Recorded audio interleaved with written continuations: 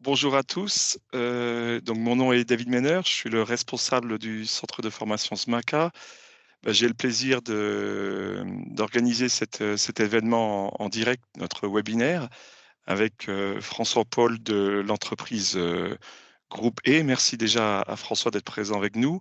Donc, la thématique du jour va traiter de la résolution de problèmes dans le domaine des services et de l'énergie, ainsi que de la construction. Quelques éléments logistiques avant de céder la parole à François. Je vous partage mon écran, quelques secondes. Euh, donc, l'événement a lieu entre 10h15 et 11h. Je complète. Donc, je céderai la parole dans un instant à François pour une présentation d'environ 30 minutes. On fera un petit stop à mi-chemin. Et l'objectif de ce webinaire, c'est de pouvoir échanger ensemble. Donc, on souhaite consacrer un deuxième temps d'échange autour des 15 minutes, couvrir les 45 minutes. Au niveau, comment on va pouvoir échanger? Deux façons d'interagir. Donc, nous sommes dans l'environnement Teams. Donc, soit vous pouvez utiliser le mode conversation au fil de l'eau, soit utiliser l'option de lever la main. Et dans ce cas, si vous disposez d'un microphone connecté, on vous cède la parole. Sachez que cet événement est enregistré afin que vous puissiez le regarder une seconde fois, mais aussi le partager avec des tierces personnes. Il sera aussi disponible d'ici quelques jours sur notre site www.smaca.ch sous l'onglet Actualité, aussi sur notre chaîne YouTube et dans certains réseaux sociaux. Voilà pour ce qui est de ma présentation. Je cède officiellement la parole à François et encore un grand merci de ta disponibilité pour échanger sur cette thématique précieuse. Merci David. Alors je vais partager mon écran. Voilà. Alors si du coup vous devez voir mon écran, j'imagine. Alors moi je vais vous présenter la méthode de résolution de problème A3. Je vais pas me présenter plus, hein, Groupé, je crois que vous connaissez certainement Groupé. Je travaille pour Groupé depuis maintenant j'occupe le poste de lead manager depuis 6 ans maintenant. Typiquement, la résolution de problème, c'est quelque chose qui est vraiment quelque chose qui est important dans notre démarche Lean. On a choisi la méthode de résolution de problème A3 pour plusieurs raisons. Mais déjà, la première, c'est une méthode qui est très simple, facile à mettre en œuvre. On a remarqué elle est très bien acceptée par les équipes. Sitôt qu'on l'amène dans les équipes, il y a une acceptation qui est très rapide. On voit que c'est intuitif, que ça fonctionne. Il n'y a pas besoin d'avoir 10 000 explications pour démarrer une résolution de problème. Une autre chose que je trouve bien dans cette méthode, c'est qu'elle est composée d'outils qui finalement peuvent être utilisés séparément dans d'autres contextes. On verra qu'il y a 3 outils qui peuvent aussi être utilisés pratiquement tous les jours pour d'autres services vraiment aussi importants au quotidien. Voilà pour l'introduction. Vous me direz pourquoi utiliser une méthode de résolution de problème? Je crois qu'on est tous câblés de la même façon, hein. Quand on a un problème, on va directement à la solution. Alors ça marche, ça fonctionne vraiment, je pense, pour la plupart des problèmes, des petits problèmes du quotidien comme ça. Mais par contre, du moment que on a un problème un peu plus complexe, en travaillant comme ça, on n'arrive pas à éradiquer finalement le problème. Et c'est là qu'on a besoin d'une méthode pour faire en sorte qu'on passe du problème où on fait une recherche vraiment des causes pour arriver à un plan d'action d'amélioration, puis pour finalement éradiquer le problème. Donc la méthode est là pour faire en sorte de nous obliger un peu à aller rechercher les causes du problème. Bon, dans un premier temps, déjà, de comprendre vraiment le problème, d'avoir une description qui est vraiment complète du problème, puis ensuite d'aller rechercher systématiquement les causes potentielles, causes racines, et mettre en place un plan d'action. Donc vraiment, encore une fois, c'est pas une méthode qu'on utilise pour chaque petit problème, mais pour certains problèmes, c'est une méthode qui est vraiment pertinente. Donc nous, on utilise cette méthode de résolution de problème pour aller améliorer nos processus, pour aller finalement réduire tout ce qui est non-valeur ajoutée dans nos processus. Donc, en termes de Lean, c'est d'aller chasser les gaspillages, les 8 gaspillages du Lean.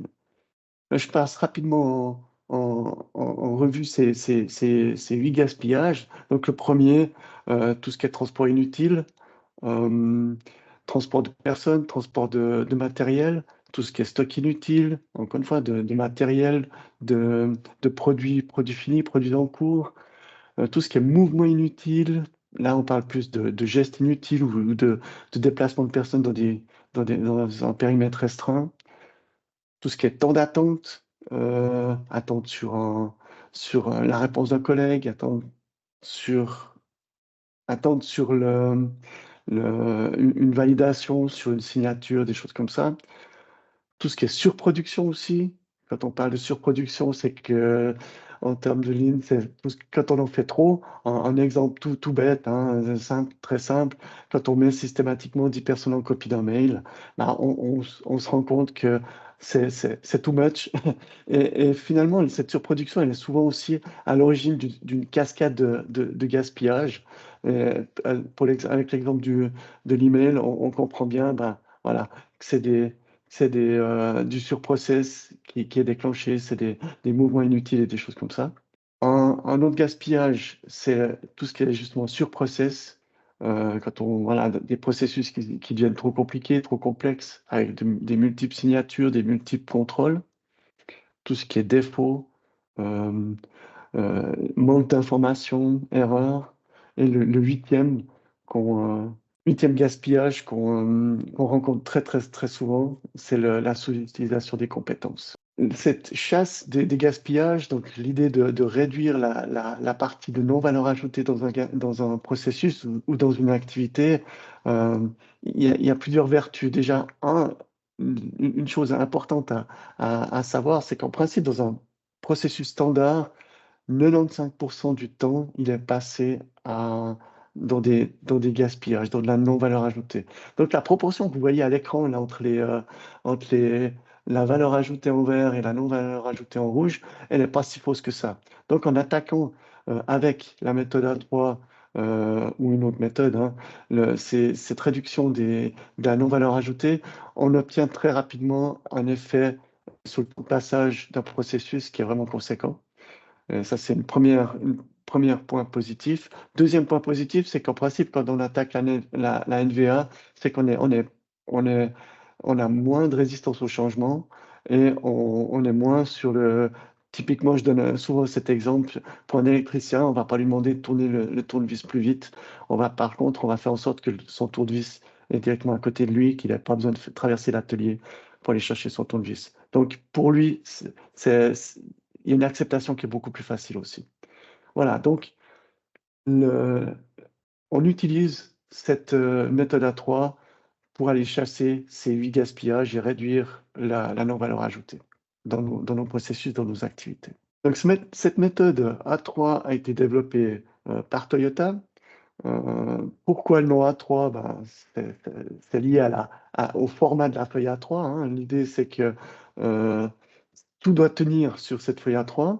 Donc, ça nous oblige à être concis, d'être factuel, puis vraiment d'aller à l'essentiel. Et la méthodologie A3 est basée sur la route Deming, donc la roue de l'amélioration continue, sur le plan do check act. On voit la partie act, donc l'idée est de faire en sorte que le problème ne revienne jamais. Donc le act, la standardisation, la systématisation de la bonne pratique, j'ai envie de dire, elle est symbolisée par la cale qui fait que la roue, elle ne revienne pas en arrière. Alors, je vous ai dit que c'était une méthode qui était simple, facile à mettre en œuvre, mais il y a quand même une bonne recette à mettre en œuvre pour que ça fonctionne bien. Bon, déjà, la première chose à faire, c'est de mettre autour de la table, de choisir une équipe, de choisir les bonnes personnes. Donc, c'est des personnes qui vivent le projet le problème au quotidien. Euh, Peut-être quand même, nous, ce qu'on fait aussi là, au niveau bonne pratique, c'est on met aussi typiquement un coach lean qui est garant de la méthode et qui fait aussi un peu le naïf. Donc, il y a les gens qui connaissent bien la problématique et il y a aussi les gens, une personne qui est là pour un peu faire sortir du cadre et essayer de faire bouger les lignes. Voilà. Donc, les bonnes personnes. Il faut une bonne dose de discipline aussi, dans le sens où, voilà, comme je t'ai déjà dit, on est câblé, problème, solution. Du coup, il faut de la discipline pour faire en sorte de suivre bien les phases de la méthodologie et faire en sorte que on tombe pas dans ces travers d'aller directement à la solution. Donc, il y a un cadrage des personnes qui doivent se faire en continu durant la résolution de problèmes. Une bonne dose, même deux bonnes doses d'intelligence collective. Euh, à l'origine, cette méthode de résolution de problèmes A3, à l'origine, Toyota, l'intention était de faire en sorte que cette méthode soit aussi formatrice. Donc, c'était l'idée que les équipes montent en compétences. Donc, le fait de résoudre en équipe un problème, on développe les compétences de chaque personne, de l'équipe en général, et aussi c'est un bon exercice de cohésion d'équipe. Donc, le fait de travailler en équipe sur ces résolutions de problèmes, c'est vraiment le fondement de la méthodologie. Et aussi, il faut un bon sens du rythme. L'idée, c'est vraiment, nous, en principe, ce qu'on fait, c'est que dans une semaine, au pire, en 2 semaines, on se met vraiment des séances de résolution de problèmes pour avoir un bon rythme, pour que les gens restent dans la dynamique de, de, de cette résolution de problème et pas faire, OK, on fait une séance par mois, puis on doit chaque fois se remettre dans le, dans l'ambiance, quoi, finalement, de cette résolution de problème. Donc ça, c'est la recette un peu que nous, on utilise. Voilà, une vue un peu hélicoptère de cette méthodologie. Donc la première étape, c'est de décrire le problème. Donc là, encore une fois, on le fait en équipe, hein. Et si on veut résoudre un problème, il faut déjà qu'on soit d'accord sur sa nature et sur avoir une bonne description de la situation. Du moment qu'on a ça, on décrit la situation qu'on veut atteindre euh, à la fin de la résolution de problème. Cette situation cible, elle nous permet à la fin, du moment qu'on a mis les actions en place, de s'assurer, donc c'est la phase check, de s'assurer que les actions ont été efficaces. Ensuite, du moment qu'on a la situation cible, là, on passe à l'analyse, on recherche les causes potentielles. Donc, c'est là qu'on a besoin de discipline et de ne pas aller directement aux solutions. Donc, là, cause potentielle du problème, du moment qu'on a les causes potentielles, on recherche les causes racines qui nous permettront, du moment qu'on a les causes racines du problème, là, le plan d'action, il devient vraiment évident. Du coup, on peut établir le plan d'action, mettre en place les actions d'amélioration. Et donc là, on est en phase do. Et du moment qu'on a les actions d'amélioration qui sont mises en place, qui ont été réalisées, on passe à la phase check. Et là, c'est là on revoit la situation cible qu'on avait définie au début et on contrôle si on a atteint cette situation cible. Si ce n'est pas le cas, alors on va recommencer à la description de problème. On va revoir nos descriptions de problème en fonction de ce qu'on a appris durant l'analyse et on va recommencer un cycle. Par contre, si on a on a atteint notre situation cible, on va passer en phase acte où là, on va essayer de systématiser, de faire en sorte que le problème ne revienne jamais avec des procédures, avec des processus, en fait, avec une systématique qui fait que on est sûr qu'on ne va pas revenir en arrière dans 6 mois. Voilà, pour une vue un peu hélicoptère de la méthodologie. Alors, le plus simple, il me semble, le plus parlant, c'est d'aller directement dans un exemple. J'ai cherché un problème qui parle au plus de monde possible et je me suis dit qu'on a certainement tous été frustrés dans une file d'attente un jour ou l'autre. Du coup, je me dis que la problématique que je vous lis, c'est les clients sont insatisfaits de la qualité de l'accueil au guichet de notre service client. Voilà, ça c'est la problématique qu'on va traiter maintenant. Es- Alors, oui, Excuse-moi, François, oui. comme ça fait 15 minutes, merci, hein. Est-ce que certains d'entre vous ont, je laisse respirer François, est-ce que Merci. certains d'entre vous ont des questions à adresser, soit dans la conversation, soit vous pouvez ouvrir vos micros si par rapport à ce premier temps sur l'aspect méthodologie avant de passer à l'application concrète? Tout semble Ah, clair. tout est clair, Céline. C'est magnifique. Je te cède la parole de nouveau. Merci. OK, parfait. Du coup, donc la première étape, c'est la description du problème. Là et le premier outil, du coup, que je vous présente, c'est un outil qui est tout simple, c'est, le QQQCCP. Hem, donc on va décrire le problème en se posant les questions: «Quoi?» donc de quoi s'agit-il? Qui est concerné? Où? Quand? Comment? Combien? Pourquoi? Donc là, je passe rapidement en revue la description qu'on en a faite. Donc de quoi s'agit-il? Donc les plaintes des clients sur la qualité de l'accueil au guichet du service client. Donc on a des plaintes clients directement au guichet de l'accueil. Qui est concerné? Les clients, les employés du guichet. Où cela se produit-il? Au guichet du service client. Quand cela se produit-il? Tous les jours ouvrables en 10h et 12h et 15h et 17h depuis le mois d'octobre 2023. Comment cela se produit-il? Des clients se plaignent au personnel du guichet de la gestion de l'accueil. Combien de fois? Combien de coups? Donc 10 clients par jour se plaignent à chaque guichet. Le taux de satisfaction, a chuté de 49 en octobre 2023 à 22 en avril 2024. On a même fait une petite vidéo, là je vais vous mettre dans l'ambiance. Voilà, donc voilà l'ambiance à notre guichet, de notre service client. Heu, on voit que le QQQCCP, l'idée vraiment, c'est de factualiser, hem, d'amener des chiffres, d'amener des graphiques, d'amener vraiment d'être, le plus de mettre juste l'essentiel. Par contre, à la fin, ce QQQCCP, il doit être vraiment partagé par toute l'équipe de résolution de problèmes et qu'il soit vraiment clair. Voilà. Le pourquoi c'est un problème. Bon, ben, notre personnel de guichet est sous pression, stressé et on a un problème d'image qui est clair de notre société. Voilà, première étape, on décrit le problème, on le décrit en équipe. Deuxième étape, on décrit la situation qu'on veut atteindre, donc la situation cible. Voilà, un accueil on veut obtenir après cette résolution de problème, un accueil client qui soit exemplaire, validé par un taux de satisfaction atteignant les 60 et on veut un temps max de 10 minutes d'attente au guichet. Voilà, ça c'est la cible à atteindre, qui est aussi validée avec l'équipe, hein, qui est créée la cible est décrite avec l'équipe et validée par l'équipe. Deuxième outil, c'est le diagramme d'Ishikawa. Là, on va aller rechercher les causes potentielles du problème. Là, vous avez certainement entendu parler du diagramme d'Ishikawa, il a plein de noms, hein. Il parle aussi du diagramme, on parle aussi du diagramme de cause à effet ou le diagramme en arête de poisson. Alors l'idée, c'est recherche des causes potentielles sous une forme de brainstorming.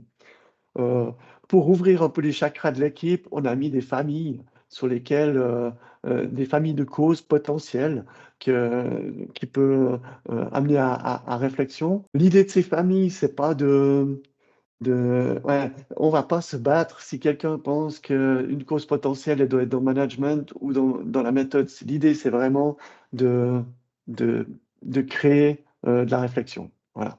Donc comment est-ce qu'on fonctionne?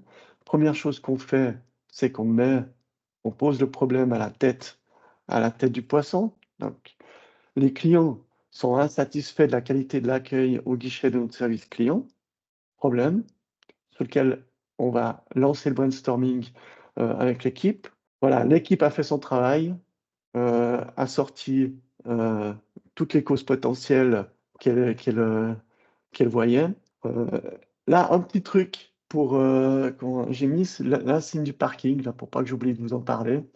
Heu, voilà, pour éviter justement que des personnes, qu'on parte dans des solutions et que certaines fois quand pour certains la solution elle est évidente et pour pas qu'on reste bloqué là-dedans, moi je mets soit j'imprime une page avec un parking ou voilà. Puis en fait les gens peuvent mettre sur le post-it, puis ils posent la solution sur le parking. Comme ça ils ont été écoutés, on n'a pas perdu, on perd pas la trace de leur idée, et voilà. Donc ça détend un peu, puis du coup, on peut se reconcentrer sur le travail de recherche des causes. Quand l'équipe a bien fait son travail et qu'on a toutes ces causes potentielles, on va les prioriser. Là, on voit, j'ai mis un petit tag vert pour celles qui sont moins prioritaires, orange et rouge pour celles qui sont prioritaires. Donc ça, c'est encore une fois, c'est l'équipe qui dit, bah voilà, moi, mon feeling, il dit que le plus gros problème, c'est le temps d'attente dans la file. Ou c'est que le responsable ne passe jamais à l'accueil, donc il ne voit pas ce qui se passe. Puis du coup, pour la suite, donc l'équipe dit, bah, on va travailler d'abord en priorité sur ces causes potentielles-là. Et donc, du coup, pour la suite de la présentation, je vais en prendre qu'une cause potentielle, c'est là, le temps dans la file d'attente est trop long. Et là, on passe. euh, donc, on a recherché les causes potentielles et là, on passe à la phase de recherche des causes racines. Et là, on va utiliser un troisième petit outil du Lean qui est le 5 pourquoi. C'est un outil qui est très simple, hyper puissant. Donc, finalement, c'est de questionner euh, de questionner plusieurs fois les causes pour arriver au final à la cause racine. Donc là, c'est une phase où on va construire un arbre des causes. Donc la cause potentielle, en posant la question pourquoi, on va arriver à une réponse. Et pour s'assurer la cohérence, parce que là aussi c'est un moment qui est crucial, il faut assurer une cohérence dans cette construction d'arbre des causes. On peut poser la question donc, et on doit retomber sur nos pattes sur la cause potentielle de départ. Alors, la même chose, la cause potentielle, le temps dans la file d'attente est trop long. Et là, on va travailler avec l'équipe en bonne intelligence collective et on va faire le travail pour aller creuser jusqu'à l'arbre des causes. Là, la même chose, hein, je vous ai mis, là, je travaille avec un parking. Là aussi, si des solutions viennent, on les parque pour revenir plus tard. Là aussi, on doit rester dans nos zones d'influence. Ça sert à rien quand on arrive à une cause, une cause qui est la météo, ben, on n'aura pas énormément d'influence là-dessus. Donc, on doit vraiment rester dans notre périmètre d'influence. Et quand on parle aussi de 5 pourquoi, c'est pas nécessaire d'aller systématiquement au cinquième. Des fois, au deuxième ou au troisième, on aura déjà trouvé la, la cause racine. Voilà. Donc, je vous fais un peu la démonstration. Je passe un peu à travers la réflexion. Donc, voilà, le temps dans la file d'attente est trop long. Pourquoi? Parce qu'il y a trop de clients dans la file d'attente. Donc, il y a trop de clients dans la file d'attente, donc le temps de la file d'attente est trop long. Voilà. Ça, c'est une branche, mais on peut avoir plusieurs branches. Comme je vous l'ai dit, c'est un arbre de cause. Donc, le temps de la file d'attente est trop long parce que le temps passé au guichet est trop long. C'est aussi une possibilité. Il y en a d'autres, hein. Il y en a certainement d'autres. Mais si je continue dans une branche pour montrer un peu jusqu'où on peut aller. Donc, il y a trop de clients dans la file d'attente parce que les clients arrivent tous en même temps. Les clients arrivent tous en même temps. Pourquoi? Parce que les heures d'ouverture du guichet sont trop courtes. Les heures d'ouverture du guichet sont trop courtes parce que les horaires du guichet ont été réduits à l'ouverture du guichet en ligne. Cause racine. Si je fais encore une autre branche, donc il y a trop de clients dans la file d'attente, donc parce que les clients n'utilisent pas le guichet en ligne mis en place en septembre 2023. Pourquoi ils n'utilisent pas le guichet en ligne? Parce que les clients ne sont pas informés de l'existence de ce guichet en ligne. Cause racine. La question comment est-ce qu'on sait que c'est une cause racine? Peut-être David, tu auras d'autres inputs, mais moi, j'ai l'impression qu'on le sent. Puis tout simplement, puis si on creuse plus loin, on arrive à des choses qui sont moins concrètes, finalement. Voilà. Donc, du coup, Oui, du moment. Oui, vas-y, c'est bon. comme tu m'as interpellé, Oui. je complète. Beaucoup d'astuces, hein. Merci, hein, François.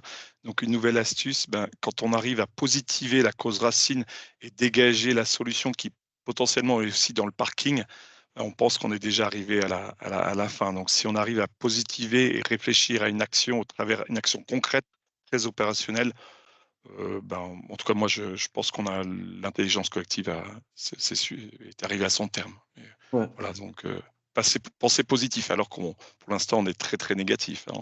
Alors, On dit tout ce qui ne va alors, pas. oui, c'est exactement ça. Le fait de. Après, on passera au plan d'action, mais c'est vrai que les horaires du guichet ont été réduits à l'ouverture du guichet en ligne, c'est un problème. Du coup, là-dedans, on a, si on positive ça, c'est que l'action, elle est simple, il faut rallonger l'ouverture des guichets, en tout cas dans une phase d'urgence, quoi. Ouais. Du coup, je poursuis. Du moment qu'on voilà, on a atteint, on a fait l'arborescence des causes, on estime avoir les causes racines, et là, on passe à la phase suivante. Là, on est donc, on a terminé la phase plane, où on voit qu'il y a la planification, description du problème et l'analyse.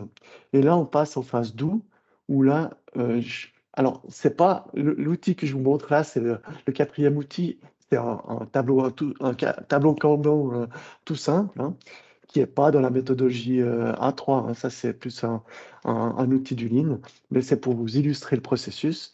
On a notre cause potentielle, on a les 4 causes racines qu'on a décrites, et du coup, bah voilà, comme David a dit, on positive les choses, c'est-à-dire que les horaires du guichet ont été réduits, du coup, mesure d'urgence, élargir les horaires jusqu'à ce que le guichet en ligne fonctionne. Première action, les clients ne sont pas informés de l'existence du guichet en ligne, distribuer à l'accueil une info au client avec un QR code sur le guichet en ligne, informer de l'existence du guichet en ligne sur notre site internet. Donc les clients ne savent pas quelles infos sont nécessaires pour arriver au guichet, placer un panneau en début de file d'attente avec les infos nécessaires. Les clients ne pensent pas à préparer leurs infos à l'avance, placer un panneau en fin de file pour rappel de préparer leurs documents. Donc, du moment qu'on a trouvé les causes racines, le plan d'action, il est évident. Vraiment, c'est quelque chose qui coule de source. Et ensuite, bon, bah, la phase 2, plan d'action, on réalise le plan d'action. C'est parfait, on y va, les actions sont en cours. Et du moment qu'elles sont terminées, on passe en phase de check. Et là, est-ce qu'on a atteint un niveau de satisfaction client de 60%? Oui, non. Est-ce qu'on a un temps de file d'attente de moins de 10 minutes? Est-ce qu'on a un taux d'utilisation du guichet en ligne de 60%? Ce troisième indicateur, il est arrivé suite à la réflexion, suite à l'analyse, hein. Et si on a atteint cette situation cible, on passe en acte. Et si on l'a pas, ben on recommence à la description du problème, puis on recommence notre réflexion. Voilà. On va dire, on va dire on a atteint notre situation cible. Et là, l'idée, c'est vraiment de systématiser, donc de standardiser les bonnes pratiques. Donc, systématiser le suivi mensuel des indicateurs de performance pour être sûr qu'on ne dérive plus, et systématiser une revue trimestrielle de la situation du guichet physique versus guichet en ligne pour être sûr que les clients passent petit à petit sur le guichet en ligne et que du coup on décharge un peu le guichet physique. Voilà, donc là on a fait depuis le plan de description du problème au acte d'assurer que le problème ne revienne plus jamais. Donc là on a fait toute la méthodologie. Moi, j'ai du coup terminé ma présentation, mais je vous propose c'est quoi, un cinquième outil que j'aime beaucoup, c'est le ROTI. C'est le ROTI. Si jamais, si vous avez un smartphone à portée de main, vous scannez ce QR code. ROTI, c'est pour Return on Time Invested. Donc la question qui va vous être posée, c'est tout bête, c'est est-ce que euh, vous estimez le temps que vous avez passé durant cette présentation, est-ce qu'il était complètement inutile? Donc j'ai perdu mon temps à 100%. Est-ce que enfin, il y a 4 questions jusqu'à c'était un, un gain de temps parfait, j'ai appris des choses. Voilà. C'est le cinquième outil que je vous propose, que finalement maintenant que je fais systématiquement après chaque séance. On ne le fait pas nécessairement en ligne, on le fait simplement avec la main levée, 1, 2, 3, 4, 5.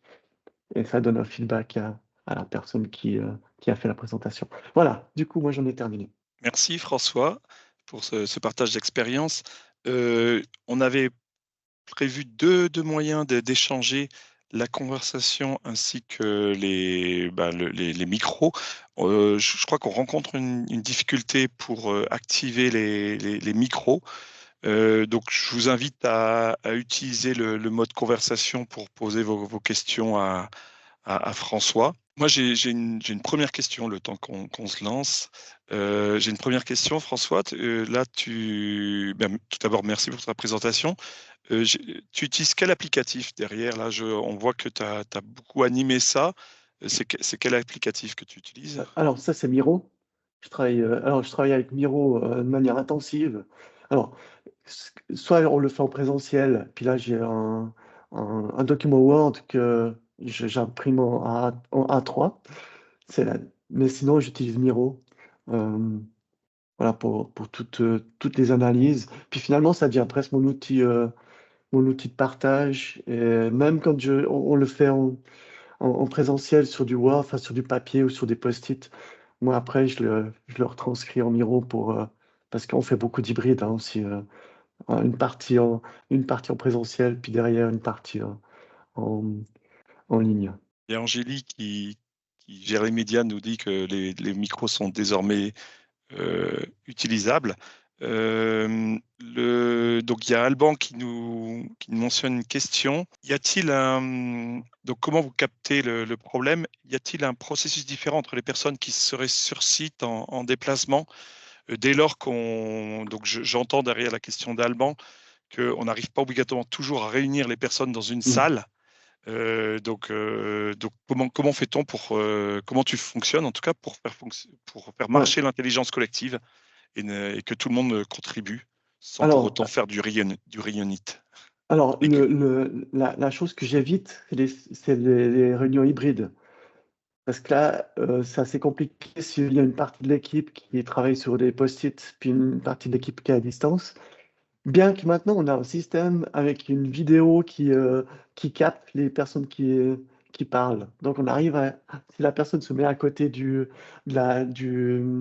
des post-it, la personne qui est à distance réussit à les lire, puis on arrive à une interaction. Donc, soit c'est complètement en ligne, soit complètement en ligne avec Miro. Puis du coup, bah, alors c'est des outils que je peux vous montrer. D'ailleurs, on en fait beaucoup. Il faut que je stoppe énormément d'analyses qui ne sont pas nécessairement du A3 tout le temps, hein, mais bah voilà, on a une analyse de processus onboarding. Puis là, on fait du swimlane. Là, vous voyez les QQ, QCCP, les swimlanes. Miro, il va très bien pour ça. Ou alors, j'ai ma petite banque d'outils qui doit être là, Lean Template Tools. Puis voilà, du coup. Voilà, ça, c'est mes outils que j'utilise le plus. Voilà, du coup, description de problème, problème cible, Ishikawa, les 5 pourquoi, la swimlane, le CPOC, le, la VSM, puis le plan d'action. Voilà, finalement, avec ça, que ce soit sur Miro ou que ce soit en présentiel, euh, l'intelligence collective fonctionne super bien. J'avais été étonné, j'étais un peu sceptique hein, à distance, mais période Covid, on a continué à faire du 100% en ligne. Là-dedans, ça fonctionne vraiment très bien. Ouais. Question donc il y a les questions qui arrivent. Il y a Pierre donc je reprends. Hein. Il te remercie pour ta présentation. Et avez-vous un modèle à suivre? Comment partagez-vous vos A3? Donc, est-ce que tu as en partie répondu là? Il y a une troisième question, nombre de A3 limité, point d'interrogation. Donc, le Hmm. modèle, comment tu Alors, partages et quelles sont les contraintes en termes de nombre de A3? alors, le A3, comme je l'ai dit, il y a ce câblage quand même, problème, solution. Du coup, on a plutôt de la peine quand même. Hein. C'est un outil qui est, qui est vraiment pertinent, mais on a plus de difficultés à le mettre à le faire passer dans le sens où c'est vraiment quand on appelle la Lean Factory travailler sur un processus que nous on amène la problématique, enfin la méthode A3. Maintenant, nous, l'enjeu, c'est de faire en sorte que les équipes l'utilisent de manière euh, systématique quoi, d'elles-mêmes. Et ça, c'est toute la difficulté. Donc aujourd'hui, on n'a pas encore ce problème il y a trop d'A3. Pour exemple, on a fait une initiative en 2020. Alors, ça commence à dater. Puis là, sur l'année, on avait quand même eu pas mal de succès où on en avait fait une septantaine d'A3 sur l'année, mais sur plein de de problématiques différentes. Mais maintenant, nous, des A3, on en fait, je sais pas, si on arrive à en faire 20, 30 par année, c'est déjà, c'est déjà beaucoup, quoi. Mais là, je rebondis, hein. Tu es assez humble, hein, parce que des entreprises qui démarrent dans le lean, souvent, je dirais la méthode à 3, en faire un, 2, 3, c'est là, tu arrives avec des chiffres. Mhm. Tu arrives avec des chiffres qui sont éloquents. Ça signifie que sans doute, derrière, il y a eu quand même un retour sur investissement. Euh, le, J'avais une question à ce sujet. Euh, Tu as évoqué les objectifs, hein, par rapport au A3, hein, Mhm. la vision cible. Quels sont les indicateurs dans un domaine des services que tu vas quelque part améliorer? Est-ce que c'est des temps de passage? Est-ce que c'est la motivation? Est-ce que c'est la sécurité? Est-ce que tu peux nous dire un peu quels sont les grands indicateurs? Quelle typologie d'indicateurs bénéficient en fait de ces démarches de résolution de problèmes? Alors, il y a le temps de passage. D'ailleurs, on voit, hein, si je reviens sur les templates, c'est un peu, c'est vraiment, c'est l'indicateur de temps de passage où j'essaye du moment qu'on fait une swim lane, d'aller rechercher de réduire les temps de passage. Après, il y a le bon du premier coup qui, euh, qui est aussi un indicateur qu'on essaye de suivre et qui est, qui est assez exigeant. Surtout, là, on fait beaucoup de, d'analyse sur des services, hein, sur tout ce qui est service RH, service finance et tout ça. Du coup, le bon du premier coup, là, j'ai un petit souci de réseau, je crois. Euh, le bon du premier coup, il est pas, il est très exigeant. Voilà, c'est principalement des temps de passage et le bon du premier coup qui, qui ouais, qu'on recherche, quoi. Merci. Je peux me permettre? Oui, avec Bonjour. plaisir. Bonjour. Merci Bonjour. beaucoup. Merci pour la présentation. Et, du coup, c'est Alban qui parle. Je ne sais pas si vous voyez. Juste pour reformuler et pour être sûr enfin, pour mieux comprendre votre fonctionnement, la question que je me posais, c'est plus le comment en fait ça arrive chez vous et vous en Hmm. arrivez à mettre en place une résolution de problème entre guillemets vraiment, Oui. on va dire, enfin, je ne vais pas dire conséquente, mais en tout cas structurée.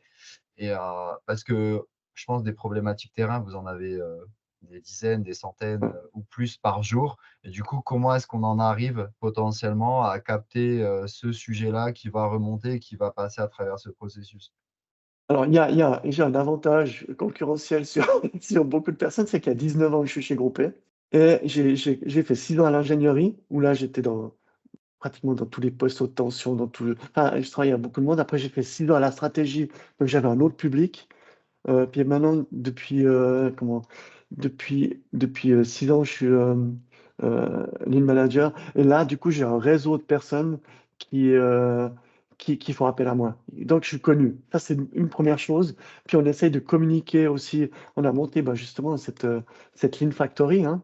Donc, on a des référents Lean. C'est peut-être là le plus. Attendez, il faut que je retrouve mes billes. Voilà. On a une Lean Factory où on a un référent ligne par direction. Du coup, lui, c'est un peu la personne de contact par chaque direction. Puis après, bon, ben, à chaque fois qu'on fait une résolution de problème ou on digitalise, c'est aussi beaucoup lié à la digitalisation chez nous. On fait des vidéos, puis on poste ça sur un réseau social d'entreprise, sur un intranet, pour l'idée de nous faire connaître. Puis là, aujourd'hui, on est on fait une nouvelle initiative qui est on va rencontrer les cadres, tous les cadres, plutôt le cadre de proximité, euh, et pour leur faire un atelier, on est en train de monter avec les référents en ligne justement un atelier, je vais juste vous le montrer rapidement, atelier, attendez, tac, tac, formation, amélioration continue. Donc c'est un atelier qu'on a appelé AMCO. Je le passe en vue rapidement. Où là, on passe dans les équipes pour juste leur expliquer 2, 3 mots du Lean. Mais après, vous allez tout de suite revoir. Voilà, ça, c'est des posters. Du coup, c'est des posters en A0 avec les équipes sur site, avec le manager. Puis voilà, on leur explique. 2-3 modules. Enfin, quand je dis expliquer, c'est plus un échange. C'est vraiment un échange de rentrer en discussion avec les équipes. On passe à travers le slide des gaspillages, puis là, on va rechercher la discussion. Ben, qu'est-ce que ça veut dire pour toi, des transports inutiles, des gestes inutiles, du surprocess? Voilà. Du coup, on leur demande de réfléchir à leurs problèmes. Ça, c'est un atelier 2 heures.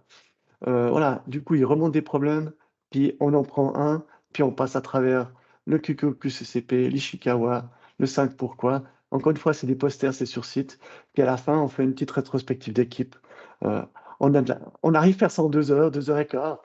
Puis c'est des petites initiatives comme ça qui font euh, que on amorce la pompe à problème, j'ai envie de dire.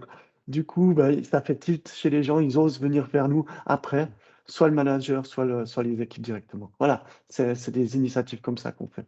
Donc, j'espère que j'ai répondu à la question. Ouais, super, merci. Très bien. Parfait, merci. Que le temps passe vite. Il est bientôt 11 heures. Merci tout d'abord à François pour sa présentation. Je trouve surtout son retour d'expérience autour de la méthode de résolution de problèmes A3, mais on voit que finalement, tu nous as parlé bien plus que du A3. Merci à toi pour le partage. Merci à vous, participants, d'avoir été présents. Je rappelle que cette vidéo sera accessible dans quelques heures, quelques jours en replay. Donc, vous pourrez le partager et aussi reprendre des informations. François, tu restes disponible s'il y a des Alors, questions? vous voyez ici, il y a mon mail, hein, françois.paul@groupé.ch. Puis là, je vous laisse, je mets dans la conversation le Miro. Donc, là, je vais vous donner accès à la présentation, enfin à tout le Miro, en fait, à tous cet état. Voilà. Puis du coup, vous pourrez aussi voir en venant voir Miro, vous comprendrez aussi comment on peut euh, collaborer et avoir une bonne intelligence avec cet outil-là. Donc là, si vous cliquez sur le lien là, que je vous ai mis dans la conversation, bah, on va commencer. Je vais vous voir arriver sur le Miro, puis voilà.